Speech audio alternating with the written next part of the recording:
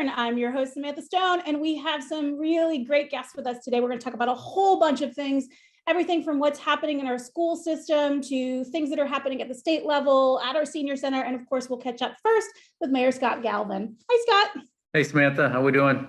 Good. So it's hot out today. So our guests may see me like sweating, but that's a good thing. I'm happy to embrace a little crazy warm weather.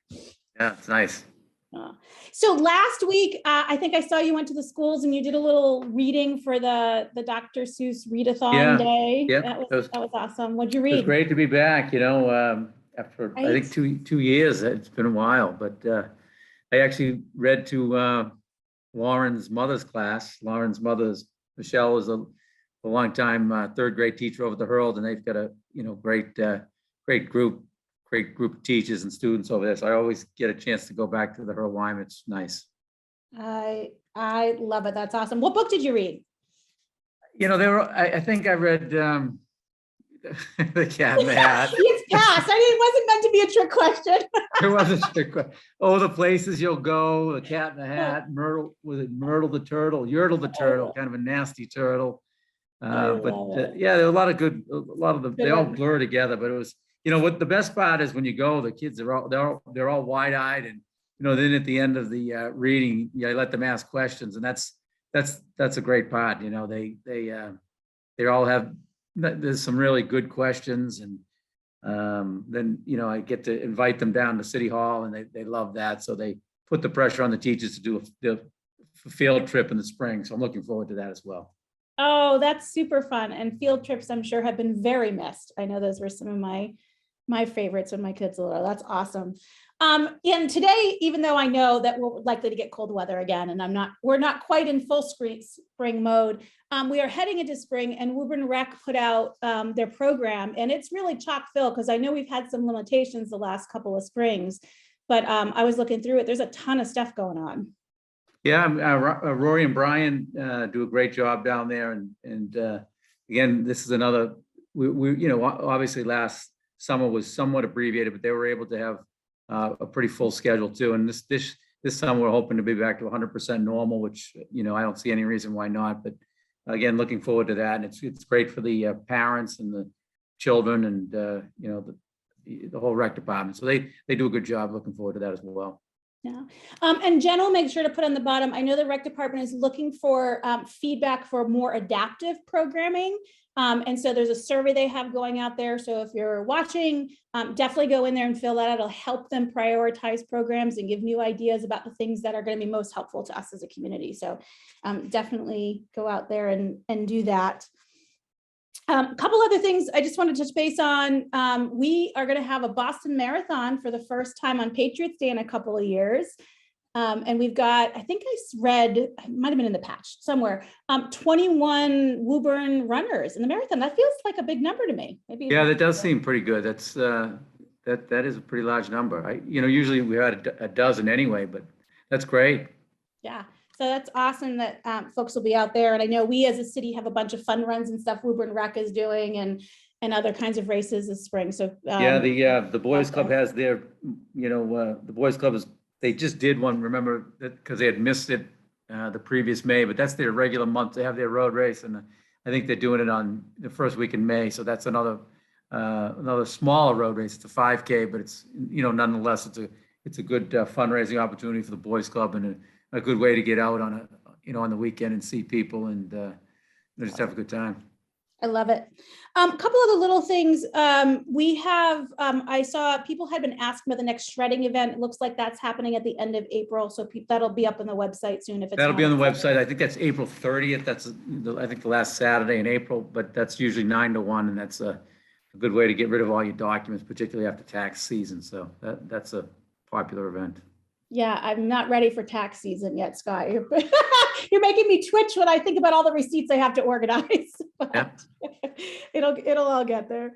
And then last little thing, one of the things that we continue to hear quite a lot of grumblings about, which isn't a major issue, it's just an annoyance, but the parking at Woburn Villages. And part of it, so over, the old Woburn Mall and such. Now, part of that, I believe, is because it's not all open yet. And so there's big areas that are sort of quarantined off for still construction, I think. But do you are you feeling pretty confident that once everything is settled and all the building is done, that the parking stuff might be a little bit easier than we're experiencing right now? Or are there concerns we'll have to address? Well, I mean, I think it's it is a dense development, but it's one of those developments that we looked at, city council looked at, and the parking was, calculated based on, the requirements in the zoning code, and also for the units over at Avalon, they do have parking underneath the building. So yeah, I mean, at certain times, parking is going to be tight, and I think the developer has done their best, and also remember that, if there's no parking, it hurts them more than anybody, Yeah. and it hurts their tenants. Well, if it's too dense over there, people just won't go. They'll go somewhere else. So, the developer and the tenants, they're the ones who are going to be most interested in the parking. And if there's a constraint on parking, it's going to hurt them in their pocketbook. So I think they're the ones who are going to be the most concerned about the parking. As I say, they'll lose prospective business if people can't get parking. They'll find somewhere else they can go that's more convenient. That's the truth of the matter there. Yeah, that's a good point. There are a couple of nice restaurants over there that have some outdoor seating. So on these warmer days, it's kind of nice to go over there. So hopefully people can enjoy that. Yeah, but I'd be remiss if that place is getting rave reviews from planners and the MAPC and so the outside agencies looking in are looking at Woburn as a model. So I think that's one thing that I know Rich is certainly proud of it. I'm proud of it. He was on the council at the time, but that is getting rave reviews. And again, we are cognizant of the issue about parking and the like. But one thing we have to remember is we took and I know this, Samantha. We took a downtrodden mall that had 2 or 3 tenants, and that was at best. I think we had I loved Sports Authority, but they went out, and after that we had TJ's and in the Market Basket. Now you look at really a thriving community. So I do want to stress that's something that we're proud of. We're proud of how it's developed in the tax revenue that it's developing. So just want to keep that out there as well. Yeah, and there's some great restaurants and shops and things that are over there. And you're right, it's not, it may be a little frustrating parking right now, but it's certainly not depressing as it was going through the empty mall, virtually empty mall. So you really have to look at the pauses, and that's what we have. But I know I want to get off quick because I know you have other people who want to get on, but the DEP did approve the water dispenser. So we have that up and running. There's something on our website. So people, Awesome. Can take a look at the website, but if not, just go right up to the senior center and fill her up. And the other thing, I just wanted to give Rich Haggerty a plug. I'm sure he will anyway, but I want to thank him for the earmark that he was able to get us a couple, one for downtown for $125,000. That's going to come in real handy with the pocket park. The second pocket park we look at, and then secondly, $125,000 towards recreation, and that's going to be put to use at the Frullo Field. So I want to thank Rich while he's here, and after that, if you don't have any other questions, I can jump off. Almost. I just want to know what pocket park you mean.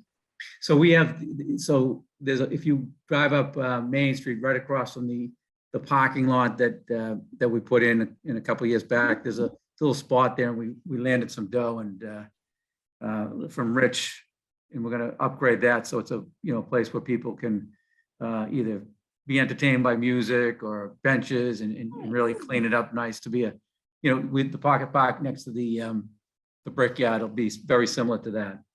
Oh, that's wonderful. That's great. Thanks for bringing the money, Rich. Thank you so much, Scott. I really appreciate you joining us. And we'll have Superintendent Matt Crowley come on next. Great. Thanks, Samantha. Thanks. See you next week. You bet. Welcome, Matt. Hi, thanks for having me. Oh, I'm really glad you're here. So we can't do anything but start the conversation with the biggest change that's happened. Well, maybe not the biggest, but students and teachers don't have to wear masks. Certainly people have the option to do so. But how is that transition for the schools? People, how are people managing through it? It's been a long time where masks were required. Yeah, really, it has been a long time, Samantha. The transition occurred on the 28th, so the Monday right after we returned from February break. I would say that the return's gone incredibly smooth, and it's so nice to walk around schools and to see people smiling.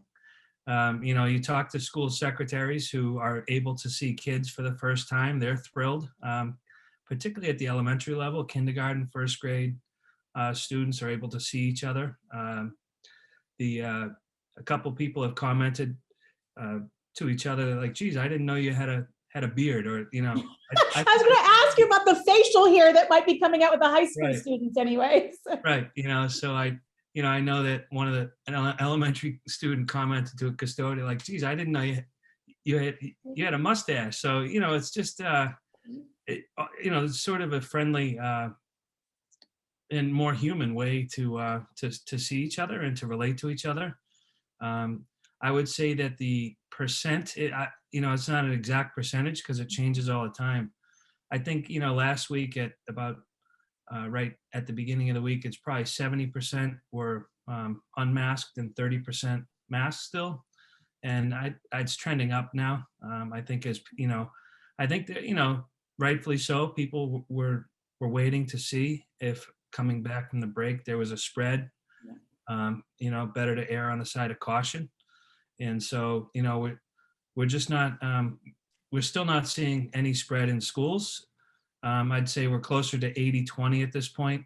I checked before coming on.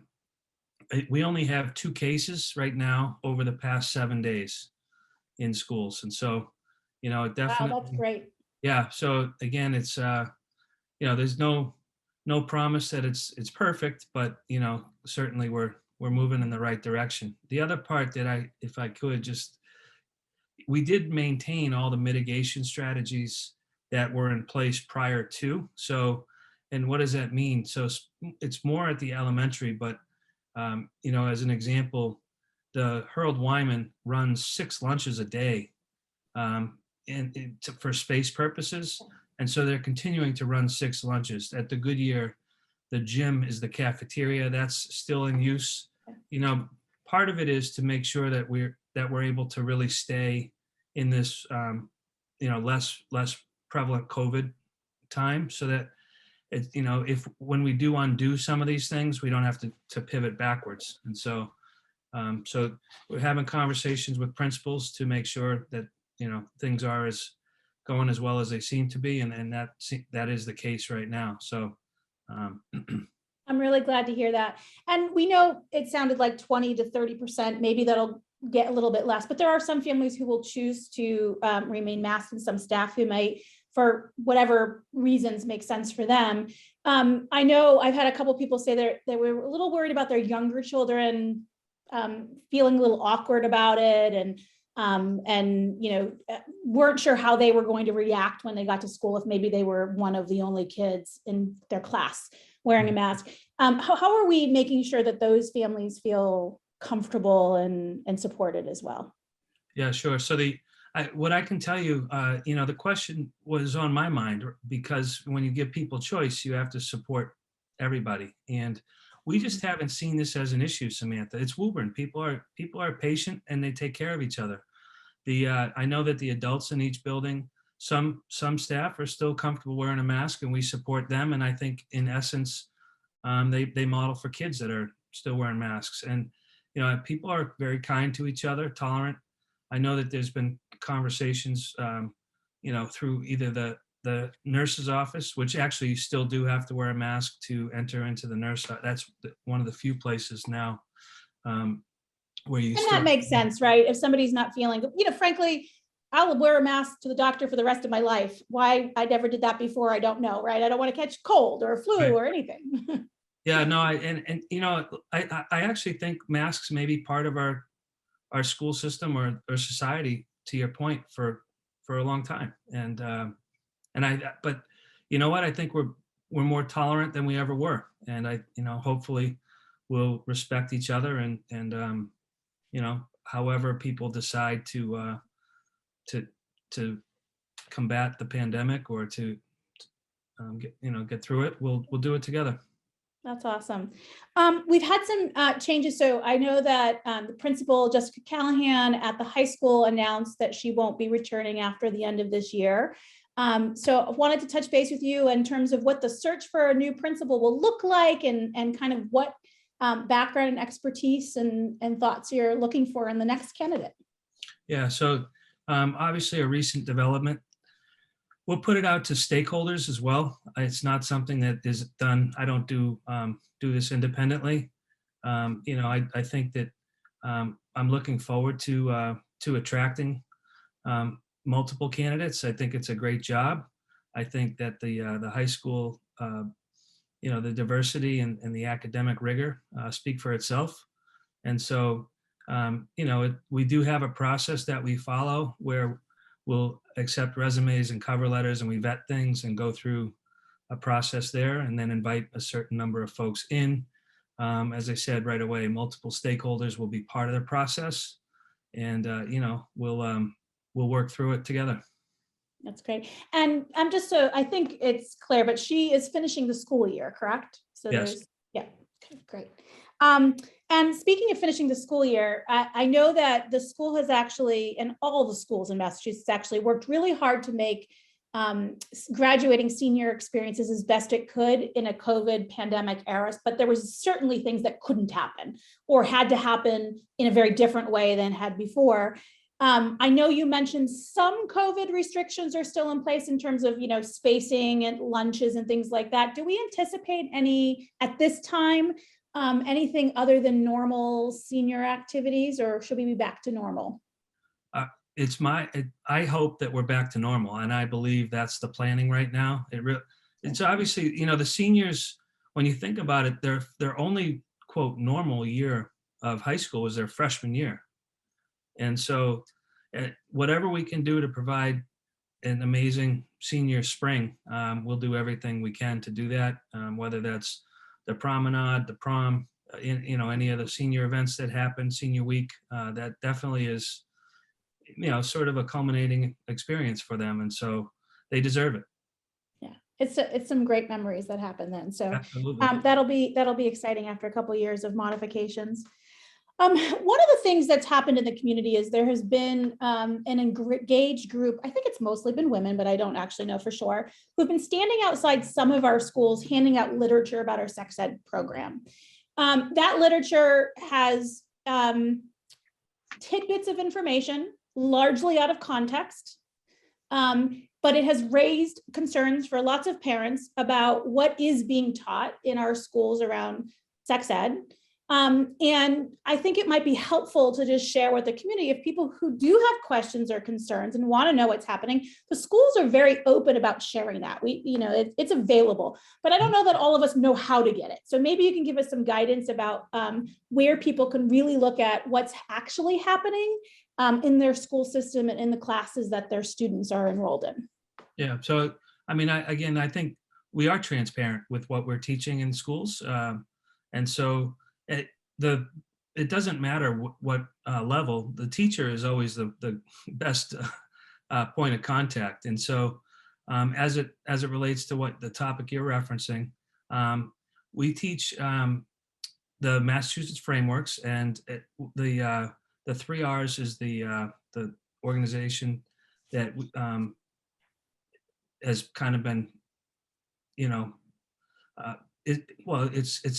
it's a resource that the high school only uses. Parents can opt out. So if people have any questions, they can just contact the health teacher at the high school. Perfect. I think that's really helpful. I know when my kids were going through that, I had many questions, and the schools were really great and cooperative about sharing exactly what was happening. And my students, reluctantly had to talk to me too after at the end of the day, because that's, that was our agreement. You take the class, but we talk about questions at home also. I don't think they came to me with all their questions. I'm not going to lie. I think they were way more comfortable talking to their teacher than they were with me for some things.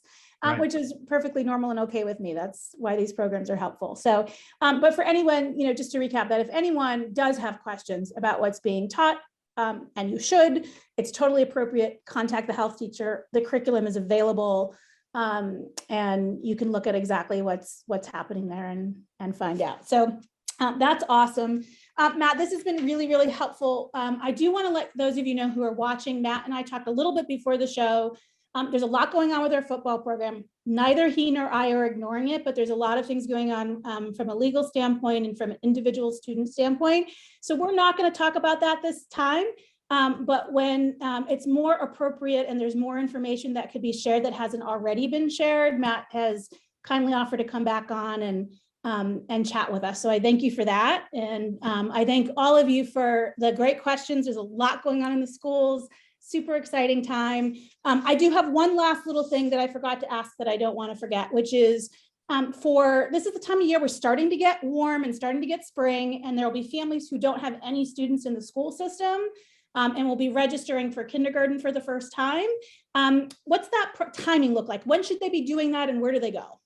Yeah, so actually you can register even today online at Awesome. the woburnpublicschools.com website. So you can register anytime to enroll. Usually it's mid-March when the elementary schools send something out to potential kindergarten students for kindergarten enrollment. And so that process in the traditional sense will happen soon. One of the silver linings of the pandemic is we are able to register people online in a way that we weren't able to do before. But the principals should be sending something out to their communities in the very near future regarding registration. I should also share that it's our intent to have registration available during the summer as well. It's one of the things that we found this year and even the summer before, we have students enrolling, throughout the school year now. I think this is a newer phenomena, if you will. And so we want to make sure that we have an accurate class list and everything else headed right into September. So we will have summer enrollment in person. And as that gets figured out, we will share that with the community as well. Fantastic. Thanks for joining me, Matt. I really appreciate it. You're We're welcome. going to switch gears and we're going to talk about a different kind of senior now. So we're talking about high school seniors. Now we're going to talk about the senior older community in our city. Lauren, thank you for joining us from the Senior Center. Thank you for having me. So I read somewhere, and I don't know which Girl Scout troop it is, so feel free to give them a shout out. But they did a really special thing for some of the seniors in the community. They made some special Valentines, and tell us a little bit about how that became and what they did. Yeah, so we have a nonprofit group that works alongside the staff here, Friends Helping Seniors. And so they help raise money for different programs here. A few years back, they helped fund one of our vans that you see out and about. So during Valentine's Day, they sell these hearts in the lobby and folks can buy a heart. I think it's one for $1 and 3 for $5, or I forget what the price is, but it's a deal. And we had an entire bulletin board filled with folks that came in and they bought hearts for their loved ones, most that had passed away. So it's a nice kind of tribute to still send a Valentine for someone you love or to write a tribute to someone and have it on display here. So they sold those in the lobby. And then also Mrs. Petaruto's civics class at the Joyce Middle School, they raised $235 selling their own Valentines. And so they made a donation to Friends. So we have this nice partnership with that class. So that was really cool to see the crossover there. Oh, that's so sweet. I love it. And because we're talking about hearts, I have to talk about the blood drive that are going on. I know the Woburn Senior Center, that was really a forced transition, and I fully recognize that, but we're going to take it anyways. So I know that we have a blood drive coming. You've had multiples, but there's one coming up in less than 2 weeks. That's being hosted there. So for those folks who are interested in it, if you go to the Red Cross website, it's up there, and Karen has been on the show before talking about it. We've got, last I checked, there were about 33 people registered. We have 46 slots total. So there's definitely still some slots available for people to pop in and help out. Aside from that, There's a lot of work being done still to protect our community against COVID for those who might be eligible for boosters now or other types of vaccines. Is that ongoing clinic still happening, and do you anticipate that continuing for some time? Yes. So the Senior Center has been hosting multiple booster clinics, primary series, and then also the booster for folks that need it. They will be continuing, I think it's Thursday evenings throughout the month of March. So that's again another nice partnership that we have with the Board of Health and the Medical Reserve Corps. And it's just a good use of space. And it's nice to have folks come up here that might not normally and see what we do and see what we have going on. So that will continue for the rest of the month. I love it. That's awesome. Great service. You know, there's some things that happen at the Senior Center that I didn't actually really realize, that there's like a whole series of helpful services, from legal advice to installing smoke detectors and things that I didn't realize was there. So I won't make you go through like the whole list of things that we do, but tell us a little bit about how those services come to be and where people can find out more information. Sure. So we have an entire outreach department. And that is Meg Rodriguez. She is a rock star. If there is an application or a referral that you need, she can help you. She also connects folks with carbon and smoke detectors, and that's in partnership with the Rotary Club and the fire department. So she has been going out to help facilitate those installments, and the fire department's there to make sure everything goes smoothly. And it's just a nice way to connect with the seniors in the community that might not necessarily be able to come up here, but they still have that connection with us and can call with whatever they might need. But that's just one thing Meg does. And she, like I said, she's a rock star. She can figure out any sort of bump in the road that people are coming up with. And there are a lot of them out there. So we definitely have the resources up here to help people navigate those tough situations. Well, the snow is melted, and I want to do what I do every year, which is I am so sick of sort of looking at dead trees and plants. I go out and buy all these beautiful flowering plants and I stick them in my porch, and they all die 3 weeks later because it gets way too cold still. But for folks who are better gardeners than me, we've had some community gardening plans that got started a little bit last year, but I think this year will be a big boost in that. Tell us about what that will be, what's happening there. So we have a shed outside, and I think 3 or 4 raised beds, which are nice for folks that have any sort of accessibility difficulties, that can just go up to these raised beds and be part of our community garden. We also have quite a large flower bed right along our building as well. And so we're inviting people to join our garden club to help water and plant and weed and all the things that go along with gardening. We're going to need some people that are interested in that. So if folks, maybe they live in an apartment or a condo and they don't have that space at their place, they can always come up here and join our garden club and be able to participate in a really great hobby that, you know, it's good for the mind, good for the body, good for community. So if you haven't been up here, it's a really cool space.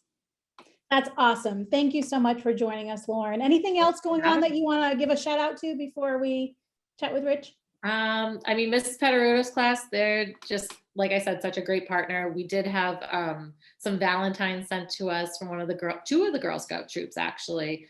Troops 67732 and 70238. That was a very impressive moment where just like off the top of your head, you're rambling off numbers. That's I had those in there. It's very sweet. They sent Valentines and we displayed them for people, and we had a whole Valentine's Day extravaganza up here. So we try and do one really fun day a month. So this month will be St. Patrick's Day. So I was going to say, I bet you're getting the green out, right? it will be our first time having a breakfast since pre-COVID. Nice. So we're still trying to keep the numbers small, which means we'll probably, have folks that can't come, but at the same time, we want to try, and hopefully it goes well, and hopefully we can get back up to having those bigger parties like we did pre-COVID. I love it. Well, thank you so much for joining us, Lauren. Awesome, great things happening in our community. And welcome, Representative Rich Haggerty. Thanks, Sam. Glad to be here. How are you? Good. Hey, you look pretty good for a guy who has a newborn who is maybe not sleeping fully. I don't see too many bags or anything. It's impressive.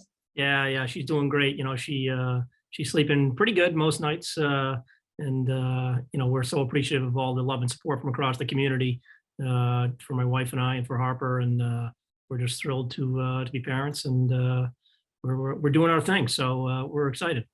I love it. Well, I think it's great. And I hope we haven't just cursed you into having a bad night's sleep after saying she did pretty good. That's usually what I would do. I would open my mouth and then they would, prove me wrong. So in addition to being a dad and all the great things that are happening there's a lot going on in our community. I want to touch base. We're going to have someone from Woburn Chamber of Commerce, I think next week or maybe the week after, talking a little bit more detail. We've had some great small business grants that program. Thought it'd be great to at least touch base on that while we've got you here today. Sure. Yeah. So the legislature appropriated, and the administration fairly recently released dollars for the Mass Growth Capital Corp small business grant program. There's a couple of different buckets of money. One is 25 million, which is for new applicants, folks who have not received dollars from Mass Growth Capital. Dollars can be used for anything from payroll and rent to business mortgage assistance. The grants are going to be in the neighborhood of between, I think, $10,000 and $75,000. And folks be able to find out more on the Mass Growth Capital website. Second bucket of money is an additional 50 million that's targeted more towards minority groups, women-owned businesses, LGBTQ businesses, veteran-owned businesses, to be able to, and also, quite frankly, businesses that are in some areas that really need, that are in desperate need of assistance to get past kind of COVID and who have been really detrimentally impacted by the pandemic. So those two buckets of money are now available. The application period, I think, goes through the beginning of April. Certainly, if folks have questions, they can reach out to my office, and I'm happy to provide some context and some assistance and get them in touch with folks at Mass Growth Capital. But important area to be able to provide our small businesses with some help.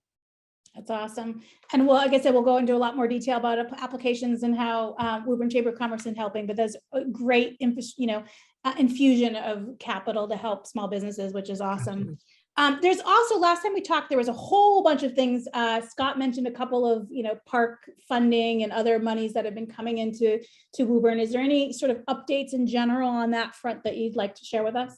Yeah, so I guess late last fall, when we did the ARPA bill, I was able to negotiate out two specific dollar items that are coming back to Woburn, $125,000 to help our downtown. As Scott indicated, the mayor indicated, they're in the process of kind of working through what those resources are going to be utilized for. But again, about $125,000 to enhance our downtown visually and make improvements to make it a more welcoming area, and again, support some of these businesses who we know have kind of went through some tough times the last couple of years. And I'm so pleased that the mayor's office and other folks in City Hall are working hard to utilize those dollars. Second bucket of money was for, again, a similar amount, $125,000 to enhance our playgrounds in the community, to make them more inclusive and to allow them to be able to be used by all kids, regardless of ability.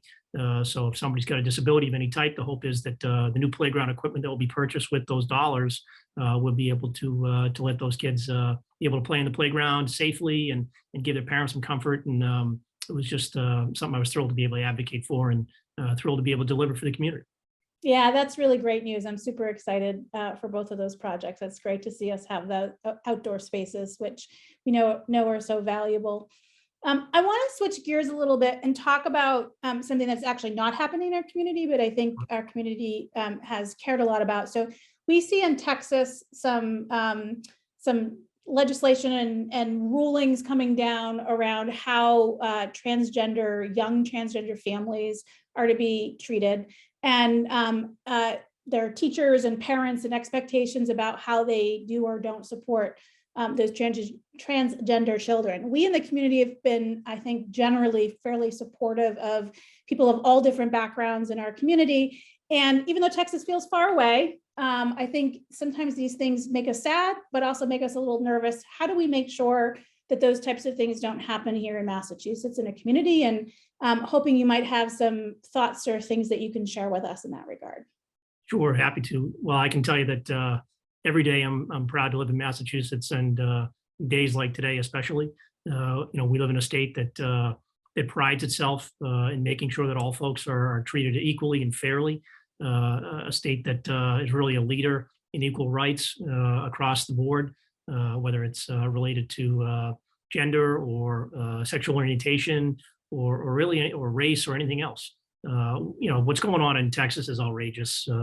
Governor Abbott down there and the Attorney General have taken obviously an incredibly not just insensitive, but quite frankly, they've overreached with regards to their effort here to change some of the regulations around gender affirming surgeries, specifically and procedures. So I can tell you in Massachusetts, we do not discriminate, and it is in our laws related to sexual orientation or gender identity, and we protect their rights across the board. And that's related to healthcare, housing, you name it, employment across the board, and it's in our laws.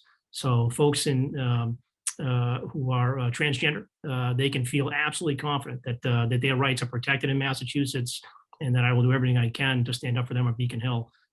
It's incredibly important, and we're doing everything we can here to make sure that everybody's welcome, that we live in an inclusive state. So, I can remember 3 years ago, I took a vote on conversion therapy, banning conversion therapy in Massachusetts, to make sure that folks were not able to utilize conversion therapy here in the state, something that we know to be totally ineffective and inappropriate.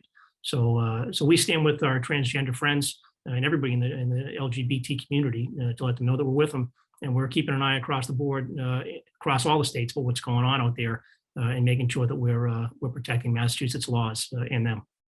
Awesome. Thank you for sharing that. There's a lot of conversations about it. And again, I know it's far from home, but I think people definitely think about it and how it might impact us in our community. So really appreciate your advocacy as always to protect all people from Woburn of all different kinds of backgrounds, and including this as well.